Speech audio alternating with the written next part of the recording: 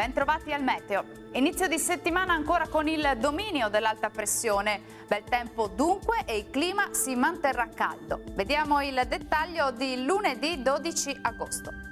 Sul Veneto avremo un ampio soleggiamento. Su tutte le province il cielo si presenterà sereno o al massimo poco nuvoloso. In serata e in nottata tuttavia non si esclude qualche isolato piovasco sulle Alpi.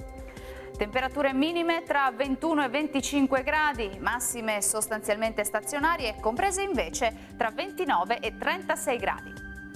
Ci spostiamo ora sul Friuli Venezia Giulia. La situazione infatti sarà simile anche qui, con tanto sole al mattino, poi il cielo tenderà a coprirsi sui rilievi, ma in genere senza precipitazioni associate. Temperature minime tra 21 e 25 gradi, le massime saranno comprese invece tra 30 e 34 gradi. Raggiungiamo infine il Trentino Alto Adige, dove avremo un bel tempo soleggiato ovunque, specie in mattinata. Dal pomeriggio invece non si escludono dei temporali a carattere sparso. Temperature minime tra 20 e 21 gradi, massime sui 35 gradi.